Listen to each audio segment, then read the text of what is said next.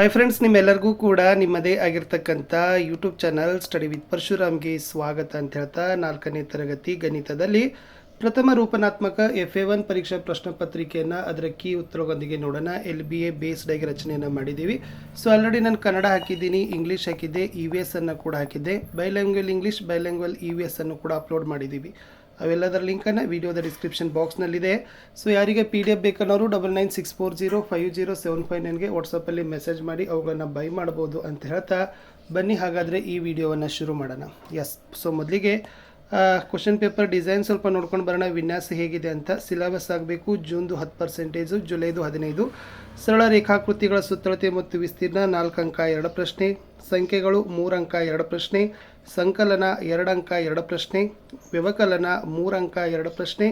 ಗುಣಾಕಾರ 3 ಅಂಕ 2 ಪ್ರಶ್ನೆ. ಒಟ್ಟು ಪ್ರಶ್ನೆ ಪತ್ರಿಕೆಯಲ್ಲಿರೋದು 15 ಅಂಕಗಳು. 10 ಪ್ರಶ್ನೆಗಳನ್ನು ಬಳಕೆ ಮಾಡಿರೋದು. ಜ್ಞಾನಕ್ಕೆ 6 ಅಂಕ, ತಿಳಿವಳಿಕೆಗೆ 6, ಅನ್ವಯಕ್ಕೆ 3, ಒಟ್ಟು 15. ವಸ್ತುನಿಷ್ಠ ಮತ್ತು ಅತಿ ಕಿರು ಉತ್ತರ ಬಳಕೆ ಮಾಡಿದ್ದು 6 ಅಂಕಕ್ಕೆ, ಕಿರು ಉತ್ತರ 6 ಅಂಕಕ್ಕೆ, ದೀರ್ಘ ಉತ್ತರ 3 ಅಂಕಕ್ಕೆ, ಒಟ್ಟು 15 ಅಂಕ.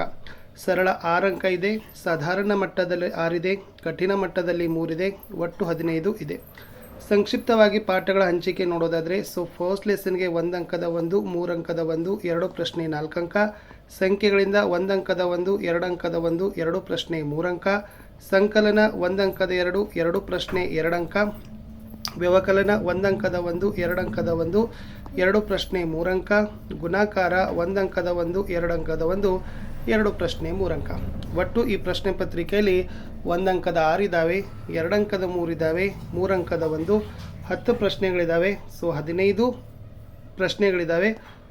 10 ಪ್ರಶ್ನೆ 15 ಅಂಕಗಳಿಗಾಗಿರ್ತಕ್ಕಂಥ ಒಂದು ಪ್ರಶ್ನೆ ಪತ್ರಿಕೆ ಇತ್ತು. ಓಕೆ, ಇದು ಪ್ರಶ್ನೆ ಪತ್ರಿಕೆ ಇತ್ತು. ಡೈರೆಕ್ಟಾಗಿ ಕೀ ಆನ್ಸರ್ಸನ್ನೇ ನೋಡುವ. ಪ್ರಥಮ ರೂಪನಾತ್ಮಕ FA1 ಮೌಲ್ಯಾಂಕನ ಜುಲೈ 2026. ಮಾದರಿ ಉತ್ತರಗಳು ತರಗತಿ 4, ವಿಷಯ ಗಣಿತ, ಅಂಕ 15, ಸಮಯ 40 ನಿಮಿಷ.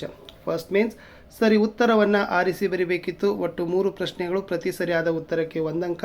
3 ಪ್ರಶ್ನೆ 3 ಅಂಕ. ಇದು ಒಂದು ಆಕೃತಿಯು ಆಕ್ರಮಿಸುವ ಸ್ಥಳ ಅಥವಾ ಪ್ರದೇಶವಾಗಿದೆ. A ವಿಸ್ತೀರ್ಣ, B ಸುತ್ತಳತೆ, C ಅಗಲ, D ಉದ್ದ. ಆಪ್ಷನ್ A ವಿಸ್ತೀರ್ಣ ಇಸ್ ದ ರೈಟ್ ಆನ್ಸರ್. ಪ್ರಶ್ನೆ 2. 4 ಅಂಕಿ ಸಂಖ್ಯೆಗಳಲ್ಲಿ ಅತ್ಯಂತ ದೊಡ್ಡ ಸಂಖ್ಯೆ.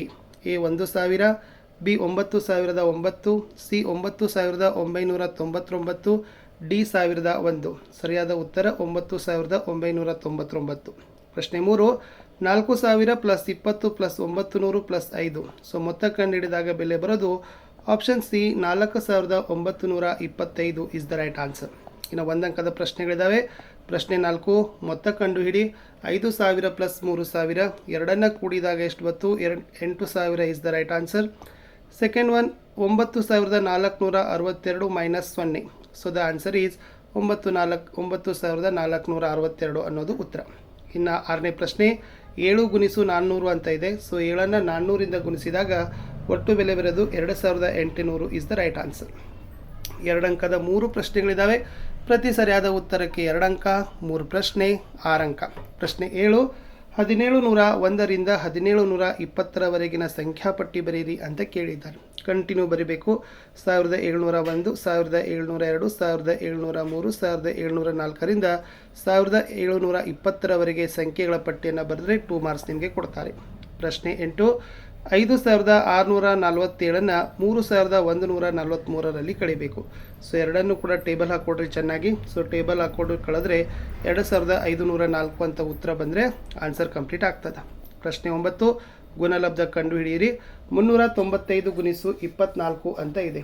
ಸೊ 395ನ್ನು 24ರಿಂದ ಗುಣಿಸಿದಾಗ ಉತ್ತರ ಬರೋದು 9480.